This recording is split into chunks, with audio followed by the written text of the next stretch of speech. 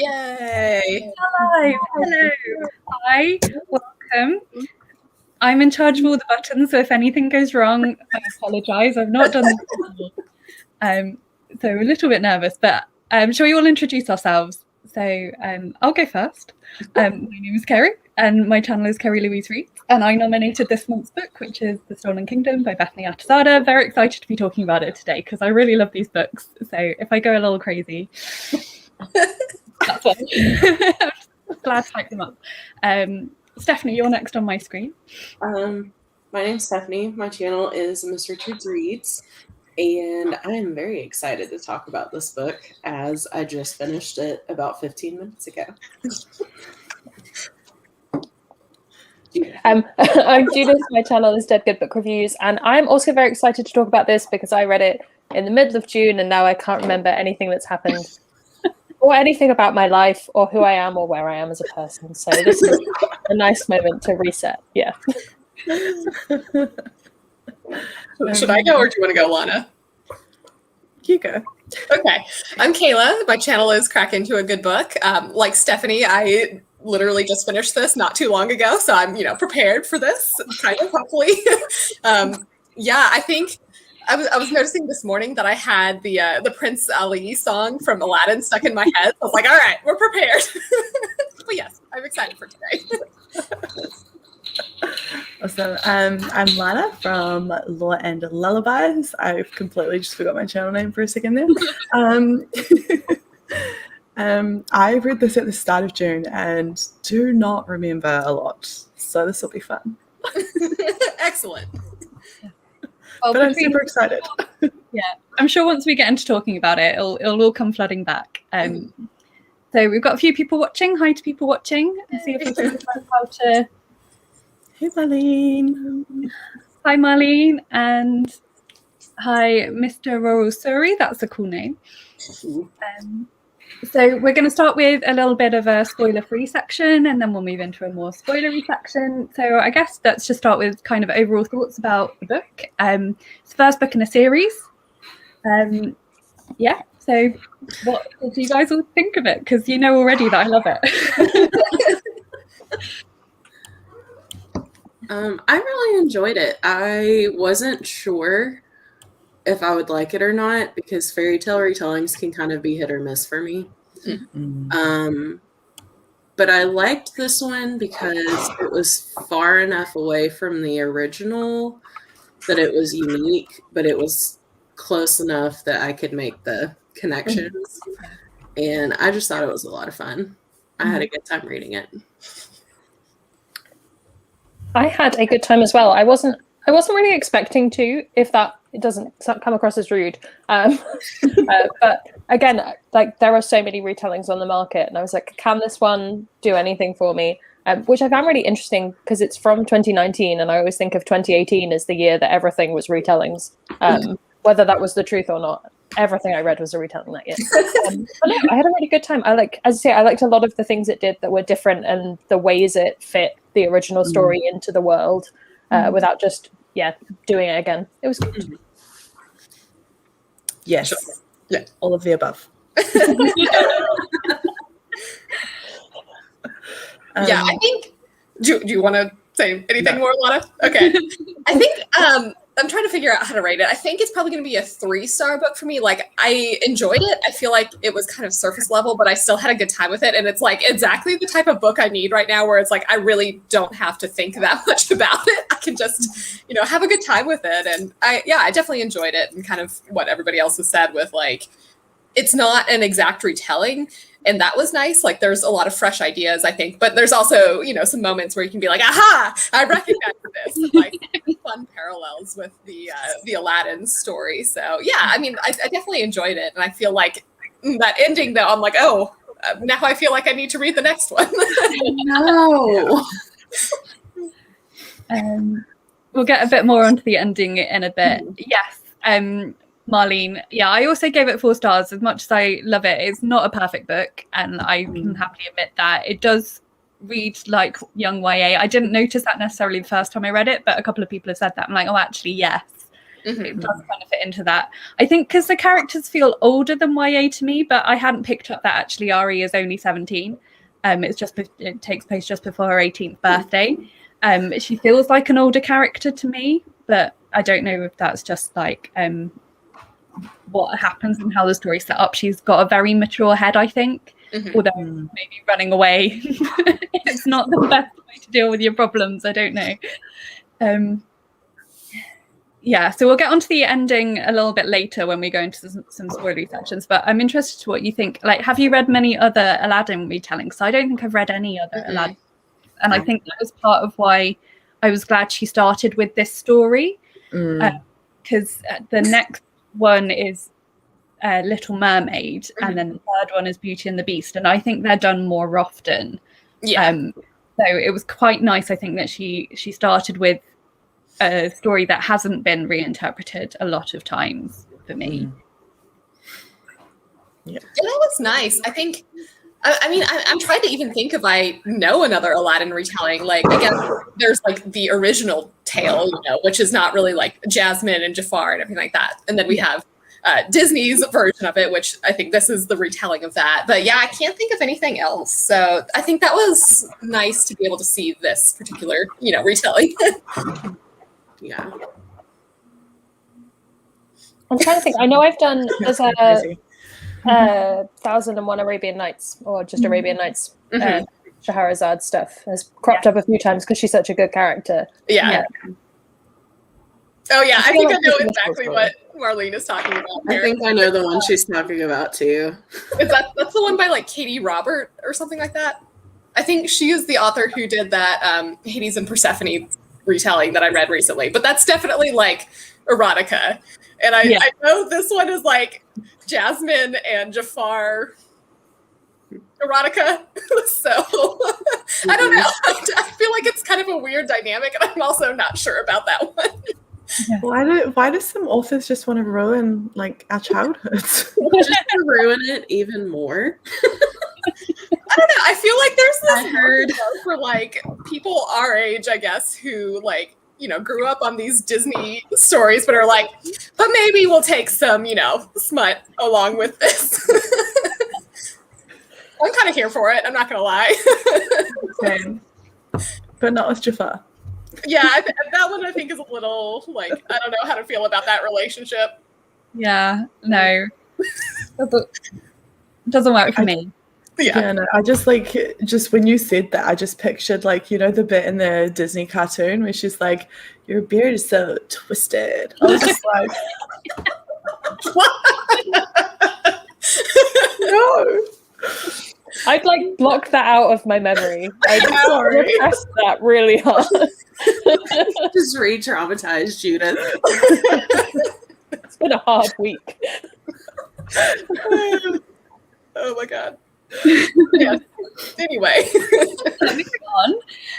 So I think we can talk about like the magic without going too spoilery. So what did you think of this idea of like the magic, the gifts from the Ginny, or the people that have like Ginny blood, and how that worked? Sorry, Marlena's apologizing. No, I think this was great. That was fun. I enjoyed that. I actually really liked the magic. I thought that was really fun. I thought it was interesting, like most of the gifts that we get to see are more like mind magic-y, but not always. So that was, you know, I think it's sorts of things that we've seen before in other, I guess, retellings. But yeah, I thought particularly with like the Jafar character, that was an interesting idea of like, you know, we kind of know in the Aladdin movie that he has that like weird cobra staff situation, and that's, you know, his magic, I guess. But then this was an interesting take on that, I think. I thought it did it in a nice way. Yeah. Yes. And without going spoilery, there's one thing related to travel that I really want in real life. Yeah, right? That would be amazing. Yeah. I would pay money for that. Yeah. Same. We will reveal what that is later. So it's actually one of the things I really like about the book is the kind of the theme of like it's fine for the men to have gifts, but the women aren't allowed gifts because they will misuse them, but actually the men are misusing their gifts. And I think that for me, when the first time I read it, is just like it's a really quite a powerful exploration of like a feminist statement in quite, well, I was going to say in quite a subtle way. It's not that subtle, but like the way it's woven into the story is like she's fighting against this thing that is accepted in her kingdom, but she knows that it's not right. And I think it just for a lot of what I've experienced in my particular profession of women being excluded and being told they're too emotional to do things, and I think it's quite common in a lot of professions, a lot of society, like that really hit me quite like, and I think that's part of the reason I have a lot of affection for these books. I think that's really interesting as well in how it does it, not kind of beating you over the head with it like, isn't this terrible, don't you all agree? Because and I think sometimes you get that in books that are to be very, very general about it, primarily marketed towards young women. It's like we don't need to necessarily tell them that in quite such a direct way, they're already living it. Like put that in the books that you are marketing towards teenage boys in terms of like, make changes here, let's, whereas I prefer a much more subtle approach. I'm not going to mention any names about books marketed towards teenage boys that make me very angry. Save that for afterwards. Yes. Yeah, no, I agree. When it came to that part, I think I just, like, in my notes, I just, in capitals, I was like, yes, burn the patriarchy. Which I tend to write a lot.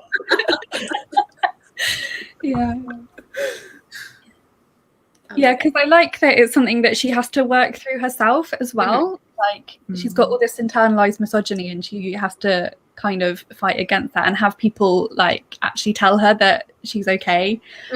She can start believing it. I don't know if we're starting to slightly drift into more spoilery territory now. So any more non-spoilery things people want to say, or are we ready to go into more spoilery stuff? I could dive into spoilers.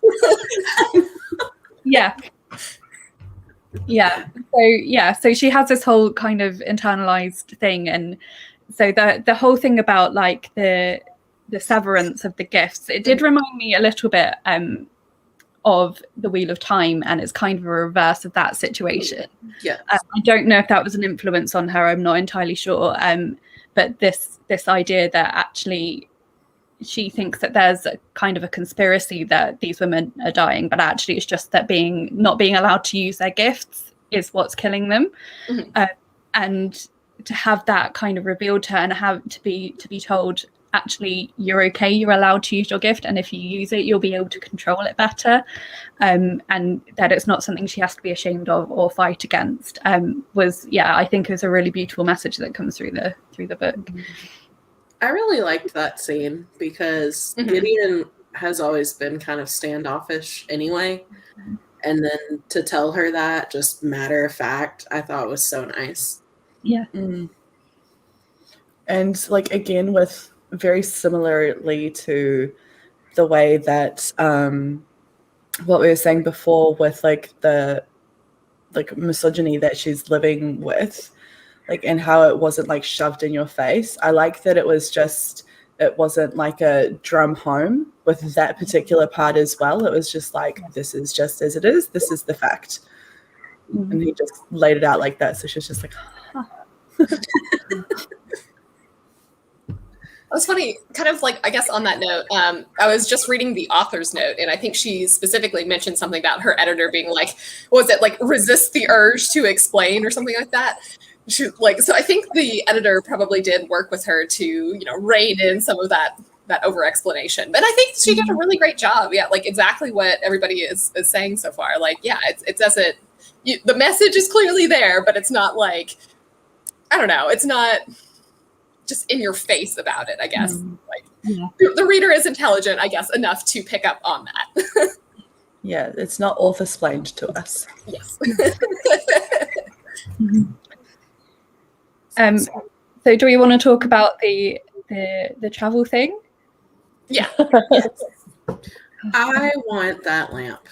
Yeah, that would be amazing. And it sounded very aesthetically pleasing on top of everything. Yeah. But to be fair, like I was absolutely picturing the lamp from Aladdin. Like that was what the image I had in my mind. I don't know if that's actually what it looked like, but that's the I was like, this is what we're going with. Well, it said that it was green glass. Yeah. Something. So it just sounded really like fit the nautical ocean aesthetic there. Yeah, my nana used to have a lamp shade thing that like sort of looked like that, and that's what I was picturing in my head. And I was like, I want it.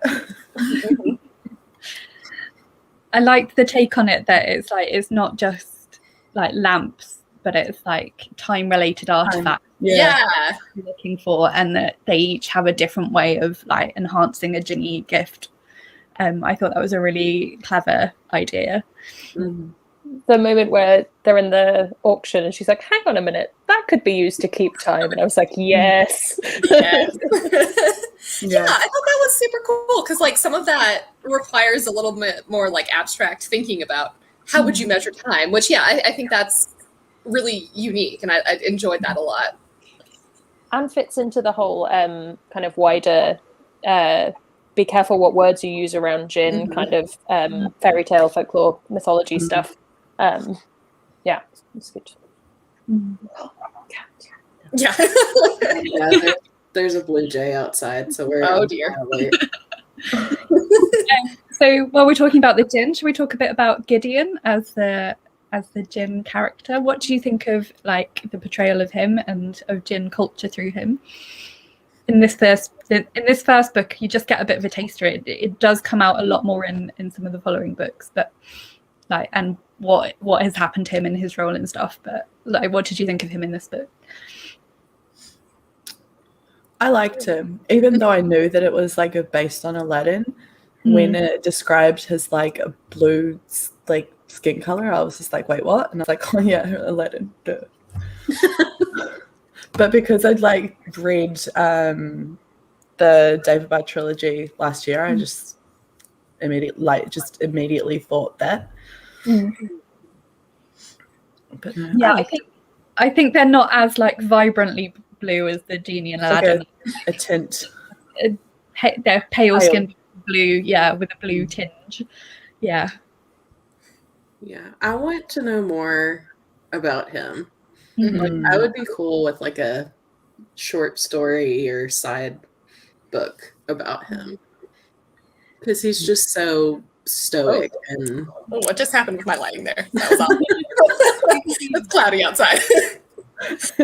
Yeah, I just feel like we got to know the other characters a little bit more than him. So he does play a much more prominent role in the second book. So you do learn a little bit more about him and his backstory in the next book. But he is meant to be this mysterious figure in this first book. Yeah, I was definitely intrigued by him. He seems like really aloof, at least to begin with. And it's like, okay, they have like this really strict moral code, or I guess these rules that they have to follow. And so, yeah, I mean, I think he starts to loosen up, and you can see the other characters be like, okay, we're actually friends with him now. So I think that was nice. But yeah, I definitely want to know more about him. Like, why is he banished? How did he know her mother? I don't know, but like, I definitely want to find out. And also, what is her name? The Little Mermaid character. Yeah. So she like clearly knows him, and I guess that's what they explore in that second book. But yeah, I'm like, what has happened there? I don't know. Yeah. So we find more about Rena in the second book as well. It kind of overlaps a little bit. So we kind of get filled in on how she ended up at the palace, and then it takes it on from there a little bit as well. And it's really fun.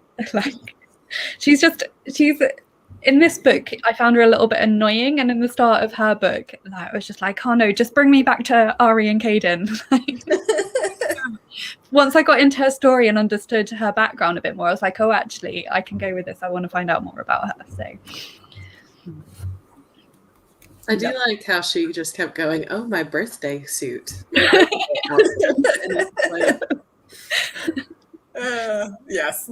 Yeah, she seems like more naive, but that's also like based on Ariel, so that makes a lot of sense. Which is also, oh my god, what are we doing here? That's kind of just funny. Like, this isn't a complete aside from this story, but just like I noticed that I had become an adult when I started like sympathizing with Ariel's dad in The Little Mermaid. Like, oh, wait a minute. With kids these days.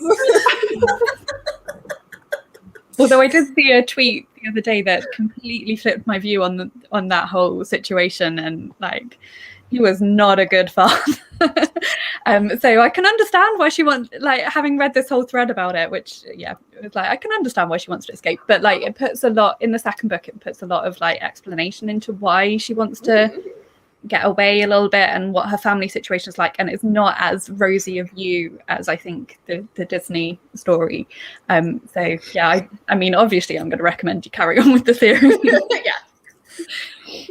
Yeah, I mean, this one was like that too, because in the Disney movie it was just like, oh, he's going to take over the kingdom and it's going to be really bad, but in this one he's like, no, I'm going to kill you both and I'm going to take over many kingdoms. And I liked that a bit more darker. Well, also just like the mind control situation, especially there at the wedding when he has like that power boost from that other djinn. Like, dear God, that was super dark. And she's like trying to break free, and like, oh my God, will no one recognize what is going on here? It's like, but then I was also like, what does he have over the djinn? Like, I need to go along with it. I'm like, I need to know like what he has over this djinn. Well, or like what their like strong moral code. Like because he wouldn't have done it because he's abusing his power. But like he says something to Gideon, right? Like how he's like asking if the Queen of the Jinn sent him to replace Enoch, and so like has just the entire Jinn culture just gone corrupt? I don't know. Kerry, you have a wonderful poker face. You know what I'm envisioning? That raccoon gift. It's like he. That's what I'm saying. I'm not saying anything. But yeah, there are answers to come. So. I honestly can't remember about this point, but it is a good theory. That would make sense. Well, and that would tie in very well with the like general Aladdin theme, right? Like when Jafar takes Genie's lamp, control him. Yes. So, how about the love interest, Caden? What did we think?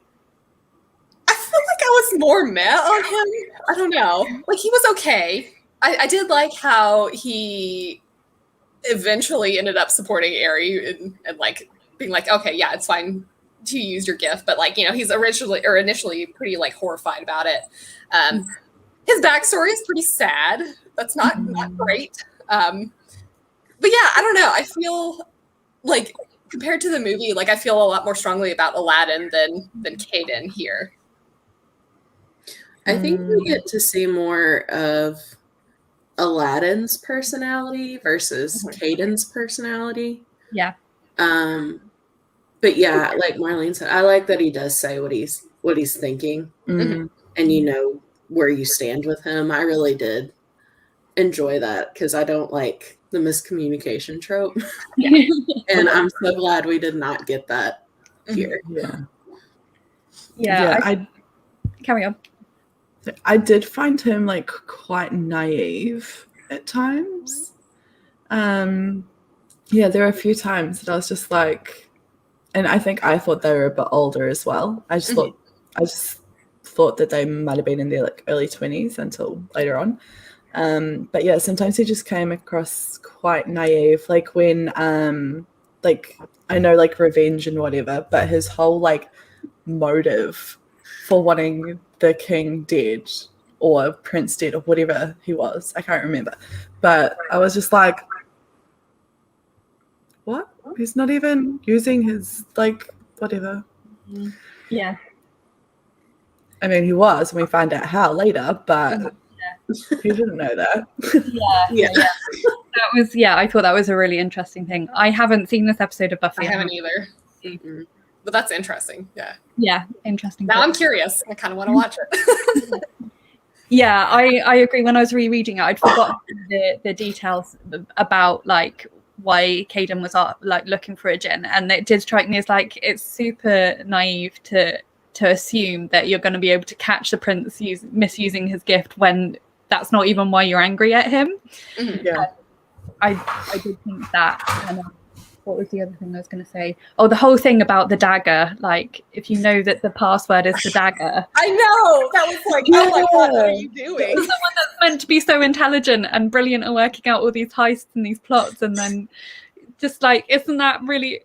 Oh. Well, then he's like telling everybody, don't take anything that looks very valuable. Like, why did you take this dagger? Yeah. Anything that's obviously going to be missed, and it's the thing that the whole password was based on.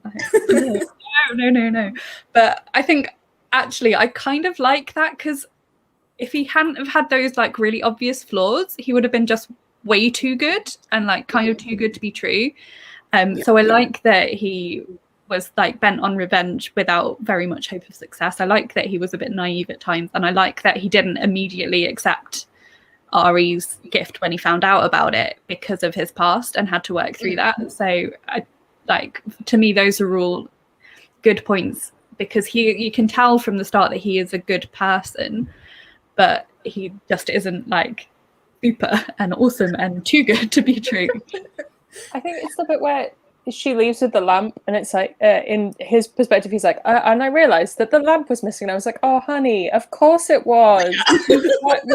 What are you doing? Like, oh. It's like, don't use the lamp. And she's like, yes, I will not take the lamp. Oh no. But then the cogs are turning, and he's like, oh, I know what she's done. We must go rescue her. Yay! And it took them all morning. Like, oh, she's probably just sleeping in. Oh, I'll let her sleep even longer. Like, oh, you try to be so nice, and she just screwed you over. Yeah.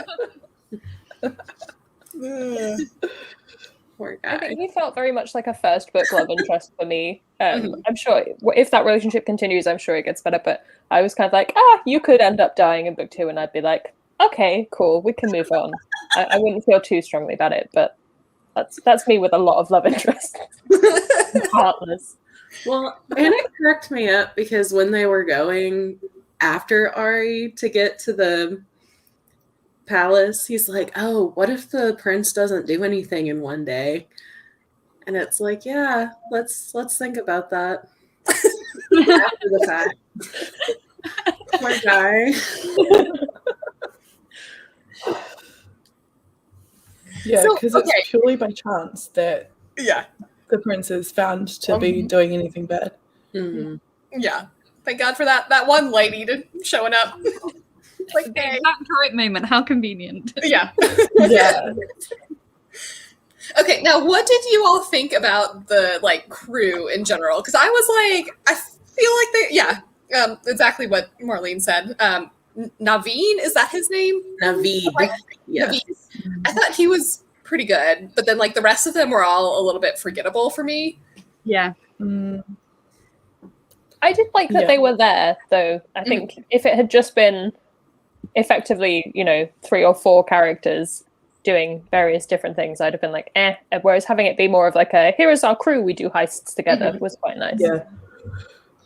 Yeah, and it was kind of different because after the lamp was taken, I think his name was Ilium. He's like, okay, I did my job, I'm out. I want to work alone. And it was like, that's a twist. Yeah.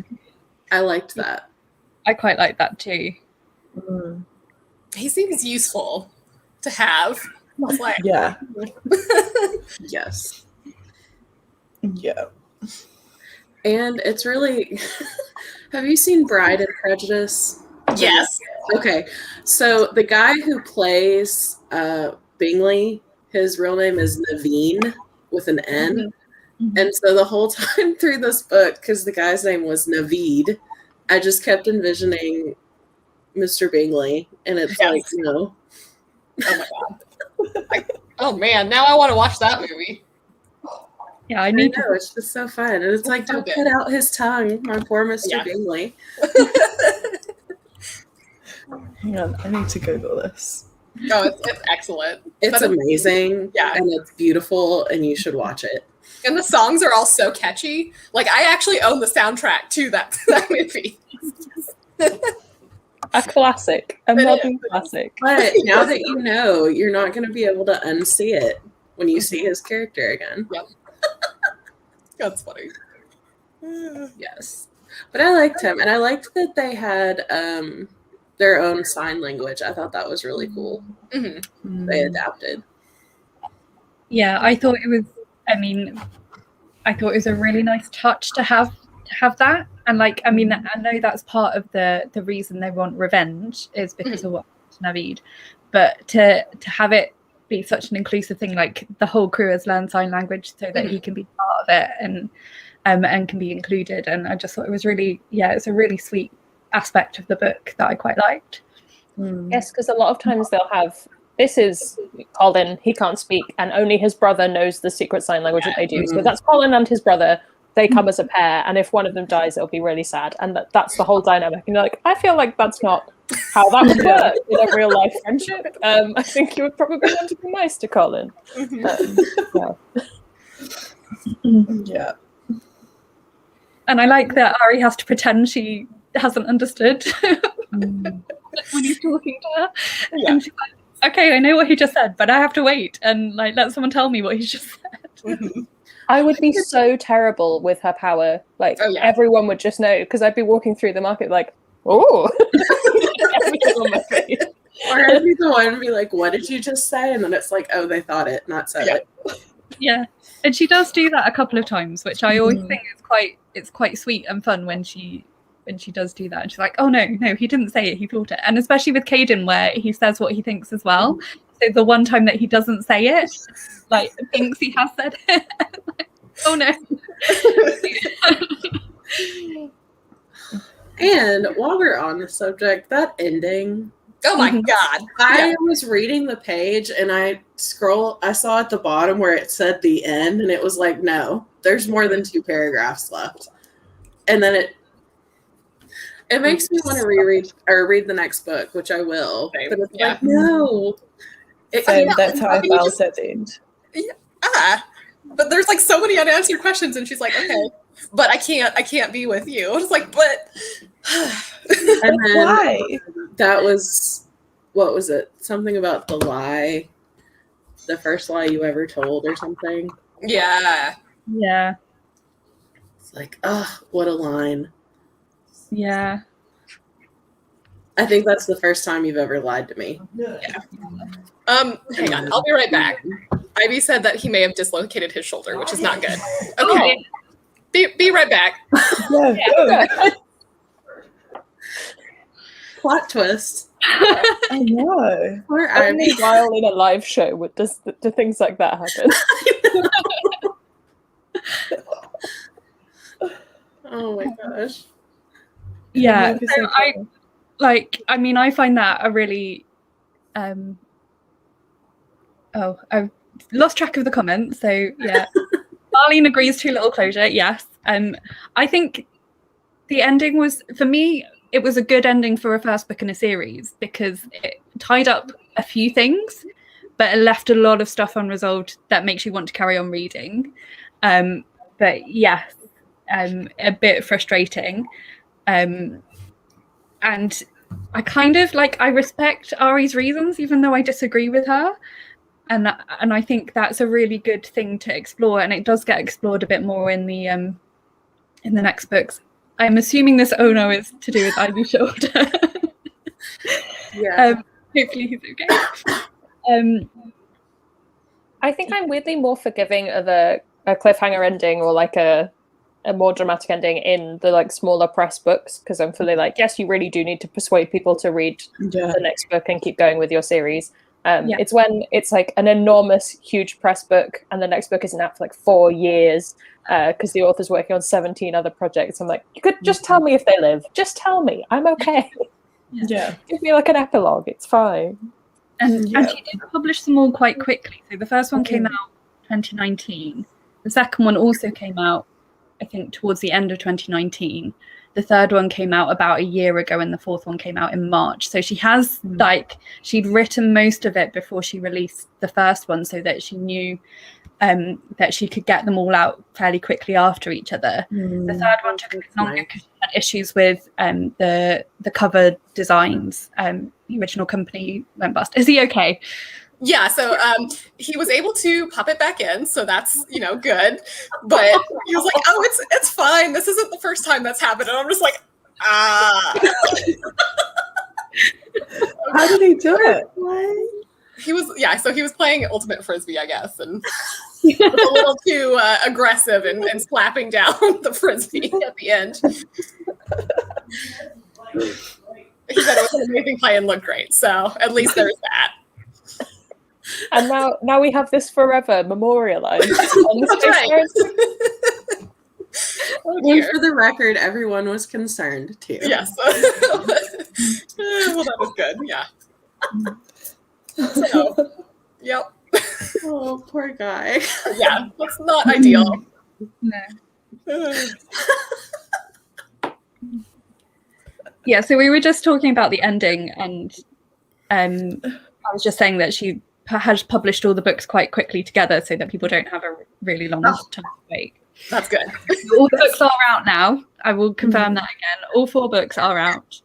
That's happening a lot in like small press and with indie publishers. They're writing everything before they release.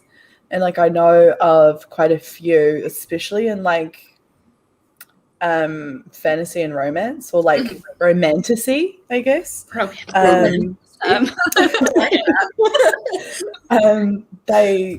It's like they'll publish one and then like 4 to 6 months later they'll do another one, and then 4 to 6 months later they'll do the other one. So because they almost always end in cliffhangers.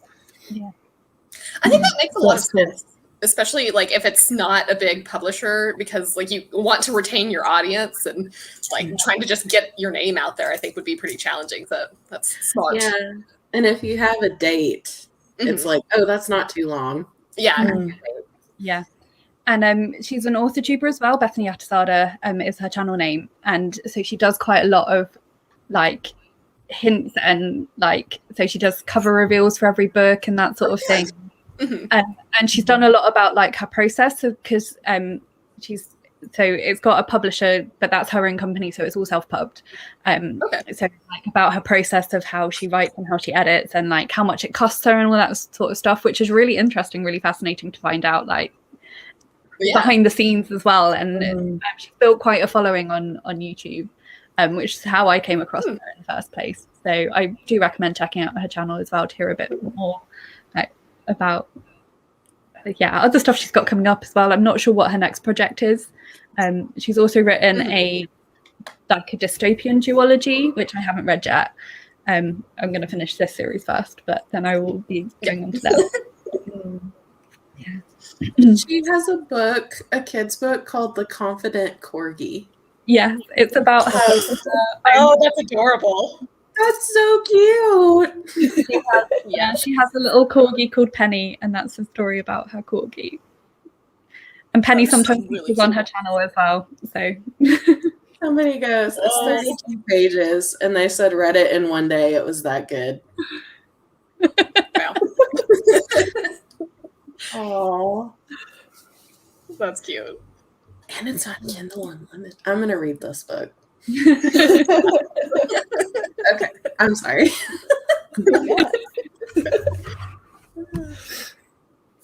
Yes, I definitely liked this one enough that I definitely want to continue on. And especially hearing that Raina isn't as irritating in the second book makes me more interested to hear about her story.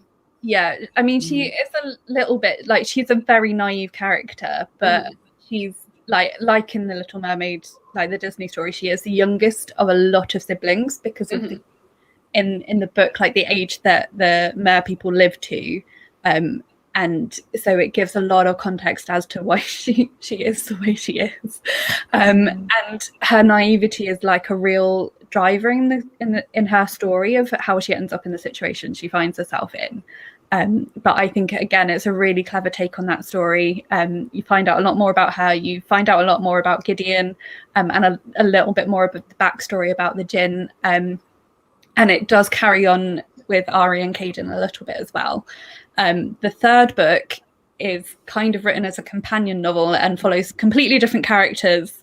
And then it brings it all together in the fourth book, which I haven't read yet. But the third book actually was my favourite. It's the Beauty and the Beast retelling, but it's a very different take on Beauty and the Beast, and I thought it was really cleverly done. So Nice.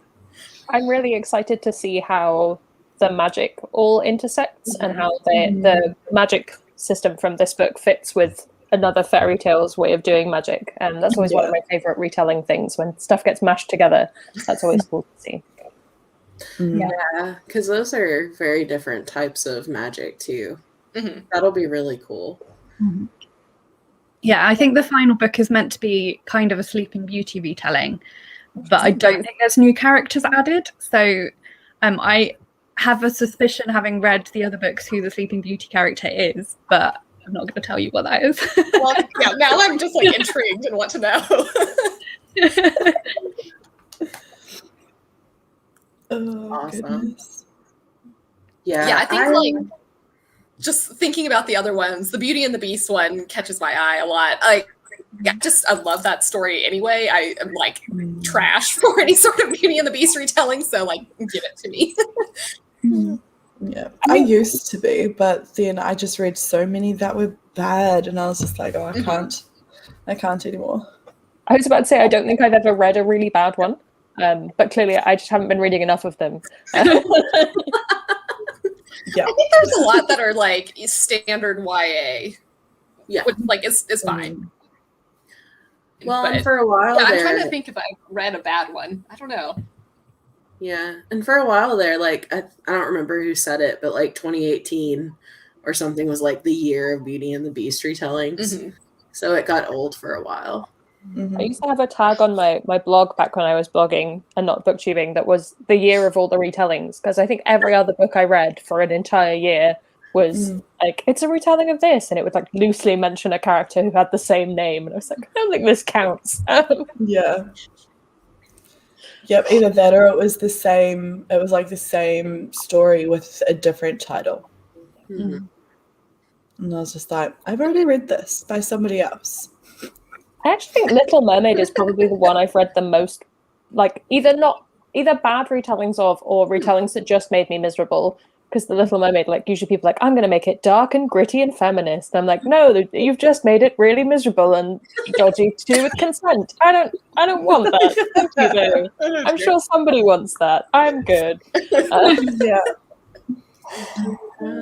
Yeah, no, this Little Mermaid retelling, I don't think it's dark. I think it's like, I mean, it's obviously a similar style of writing to this, but it is quite fun.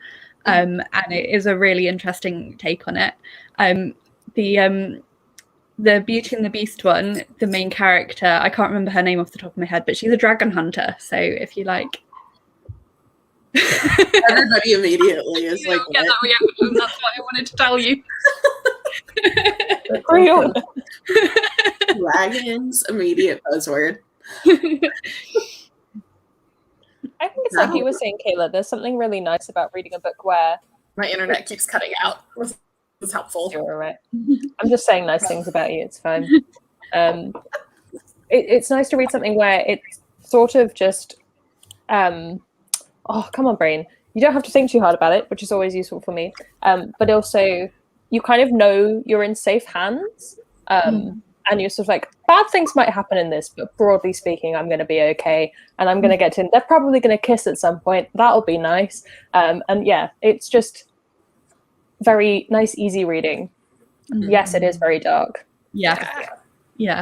It's one of the ones that is so much darker than the Disney story. I remember once when I was training to be a teacher, I was doing some work experience in a primary school, and one of the kids brought in The Little Mermaid, and it was just like a standard picture book, but it wasn't the Disney version. And it got to the end and she dies, and the teacher was like, and this was like 4, 5, 6-year-olds, and the teacher was like, but I'm sure she was okay, children. She hadn't pre-read it because it was just like one of the kids like, read this book. This is my new picture book that I've just got. I'm very excited. And that was like, it was so awkward. But the kids didn't care. Like the teacher cared, but the kids were fine. It was really funny. My kids are 9 and 10 and I still read everything before they read it. Yeah. Because there's some, like, especially with like, it's not so much in kids' books, but there was a book that Jadakiss picked up, and it had some, like, it was really old, but the wording of some of the sentences was homophobic, and my daughter wanted to read it, and I was just like, neither of you are reading this. Get it out of my house. I was like, we don't stand for that here. Yeah, but I'm just envisioning the teacher in that classroom. she'd be horrified. Yes. She's like, oh my God, I'm going to ruin these children. It would feel a bit like an oncoming, if you knew, just like an oncoming train of like, at some point we're going to get to the bit. Oh no. Think of something to say. Well, and I taught for a while, and I reviewed like everything because I didn't want the parent phone calls, but then if the kids were okay. Yeah, I'm trying to remember. I mean, it was about 10 years ago now. She was a very experienced teacher, and the kid was fairly new in the class. And I think he was an English second language child. So he was just really excited to have a book in English. That's so cute. And that's why she read it. I think usually she would like check them before, but she just, the one day that she didn't. I mean, things happen, but. Especially when it's like Little Mermaid. Like you just automatically think, well, it's a children's book. It'll be fine. It's the Little Mermaid. But yeah. I also feel like when you're a kid, that's not necessarily the stuff that like scares you or sticks with you. It's usually something like far more weird, like a drawing of something that just is a bit odd, and you're like, no. Yeah. Yeah. I was just bizarrely obsessed with the 12 Dancing Princesses. That was my jam. Too. I didn't even know that was a thing until I read House of Salt and Syrup. I need to read that book. I was like, what is this? Yeah. That's the book that made me want to read horror. Okay, maybe I don't read that book. No, it's interesting. It's like on the line of horror, I think, because I'm not a horror reader and I really liked it. Yeah. It's haunted housey. Yeah. I remember my mum made me. You go. I was just saying it is my favorite fairy tale from when I was a kid, so I probably should read that book. Just go and add it to Goodreads. I was just gonna say, my mum made me like one of those like cone princess hats with like a thing coming off the back for a school non-uniform day, and I felt the most beautiful I've ever felt. Well, I might make one for me. I love it. Yes, do it. Do it. You totally should. So, do we have any more final thoughts about the book? Now that we've come full circle from all the topics. I want to say thank you, Kerry, for suggesting it, because I would never have picked this up otherwise. Like, it wouldn't have crossed my path. Now I'm excited to read 3 more books. Yes, and it was such a good topic, like theme to go for underrated books. I agree, Marlene. Yeah. Although I don't know if they fit as well with the theme of the next book, which we'll get to. That would be great. Is she going to go get it? Gonna get it. Does she still have it? Oh my god. I feel like we need the. I hope That would be the best.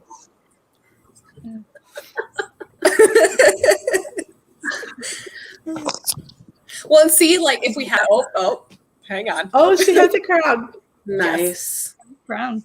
We just need Justine to send us all one of her crowns for the next just to borrow them. Yeah, especially the US. I did buy a Oh, go ahead. Oh no. I keep cutting out, so you just keep talking. I was just gonna say, Carrie, your UK cover is really, really pretty. And that one I probably would have picked up on a cover buy. But the US cover is just really standard, girl in a dress. So I would never have picked it up. Very YA. Yeah. And that was because of the original cover designer went bankrupt. So she had to redesign the cover, and she didn't think she was going to. And she thought that would bring it more in line with other YA fairy tale retelling type books.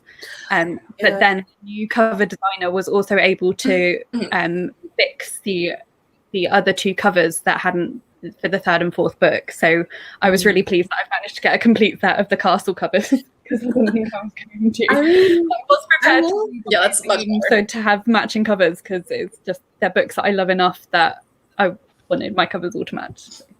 Yeah, I will say, my younger teenage self totally would have been drawn to these US covers. Mm-hmm. I do like how colorful they are. Yeah. And my dad did hair, and so I always got mad because he wouldn't dye my hair like the Disney princesses.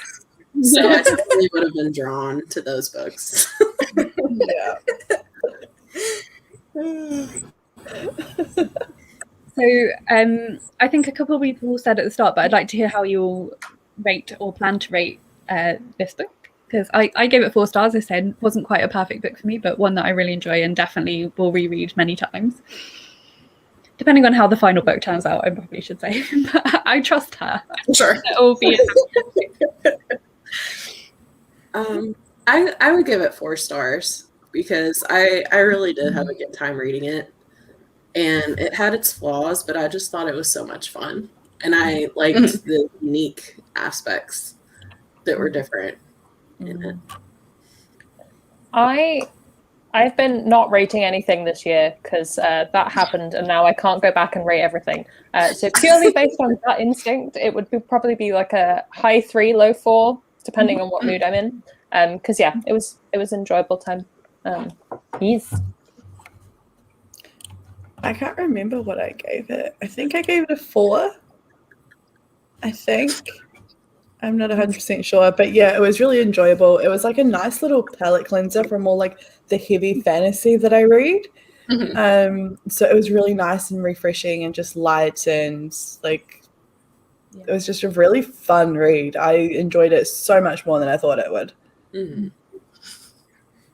Yeah, I think I'm 3.5 star, but I don't know. I feel 3 star kind of encompasses a lot of feelings. There are 3 stars that I'm I like this idea, but it's, there are boring sections or whatever. But then there's also 3 stars more like this, where it's I had a good time, but I think it was more surface level than, a 4-star book for me. But it's I would still recommend it, certainly. It's definitely something I enjoyed and would probably continue on with. Yeah. I like that you said, Lana, that it's a palate cleanser. I remember part of the reason probably I enjoyed the 3rd one so much was I read it as a palate cleanser after reading Jade City. Yeah. Well, and it was really nice too because, big shelf space readathon was last month, and I was so burnt out on huge tomes. So this was so nice to be able to just breeze through this and have fun. Yeah. So I could definitely read these when I'm in the mood for something light. Yeah. Fun. With a happy ending. Yeah. Or a happily ever after at the end.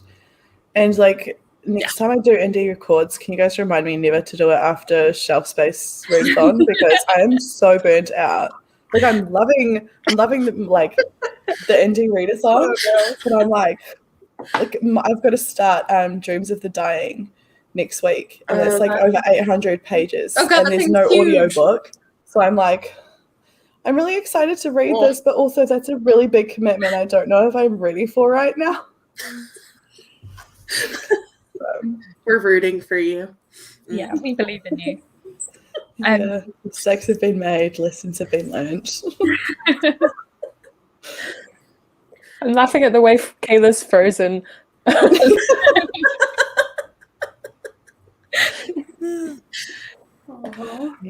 So our next book, which is our anniversary book, which is quite exciting. We're nearly a year of Space Sirens. Our next book is The Space Between Worlds. My copy is like over there and I can't quite reach it. So I think Angela nominated this one, but it's one that has appeared on our polls before, and it's the first time it won, which is very exciting. And it's sci-fi, which is nice. So we've had a couple of fantasy in a row. And it's about alternate universes, isn't it? I think, if I remember rightly. So it sounds really cool. It does sound really cool. And I'm excited to read like more. it, so Yeah. I'm really excited to read more sci-fi because I haven't been reading a lot and it makes me sad and I miss it. yes, Marlene, join us. Yes, join us. We're gonna be bad influences. Yeah. She's a bad influence on my reading, so I'm not I don't think sorry. it's that long of a book either. I was actually quite relieved. We've had a few months where I've already owned the book, so my bank balance has been very grateful. That has not happened to me once. I think I happened to get this one on a Kindle sale for like $2, and it was perfect timing. Nice. I think I found. Yeah, I'm pretty sure I found my copy as like.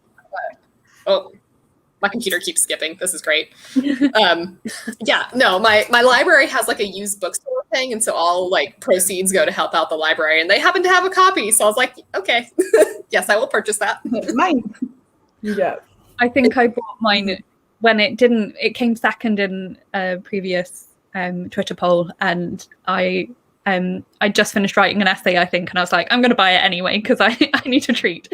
And then I didn't get around to reading it, so I'm really glad that it's come up again because it means that I will actually read it now. Yeah. It's the exact same number of pages as the US version of this month's book. Oh. 336, so super short. So yeah. That's good to know. And I don't think we have a date for that yet, but we will let you know. It will be on our Twitter. So go to our Twitter. I imagine we will have a channel on our Discord for it as well. So do come and join us to chat about it. And yeah. I mean, I feel like we've got 3 minutes left. Like we've got through everything really quickly. So Oh, yes. Okay, now hang on. One final question. What is your favorite song from the Aladdin movie? good question. I like how you ask the important questions. Yes. I'm here for this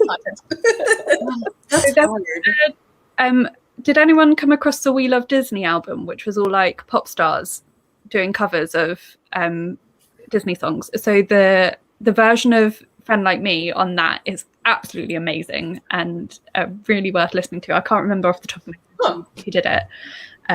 But yeah, really, really good version of that song. I think that's probably my favorite. It's the most like I'll look that up. Fun. I like the reprise that comes right at the end of One Jump I Ahead. don't know. I feel like they're all so good. Yes. I think One Jump Ahead is always massively underrated.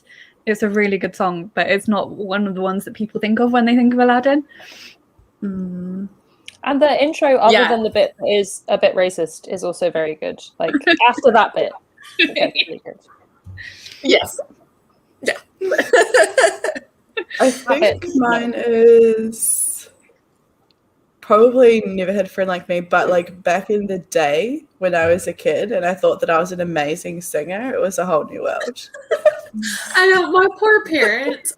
I cannot sing, and I loved singing, and my brother has perfect pitch, and I would just torture him. But Disney songs are so beautiful. Yeah. Has anyone seen the clip of the Aladdin musical? Katie and I went to see it. We did not rate the musical very much, but there's a clip where they're singing A Whole New World and the carpet gets stuck. I just stood there like, would recommend looking it up. That sounds great. Like if you're gonna get one thing right, get the magic carpet right. I'll have to check out that song. Oh, that's funny. Twisted as Star Kid. Yeah. Yeah, I've heard of Star Kid. I haven't seen it. Kids, yeah. Yeah, It's a good time watching Twisted. It's good. Oh, those poor actors. Excellent.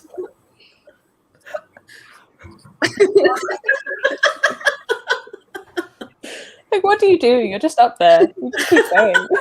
Do the rest of the show from the carpet. Yeah. that sounds brilliant. Oh dear. Oh.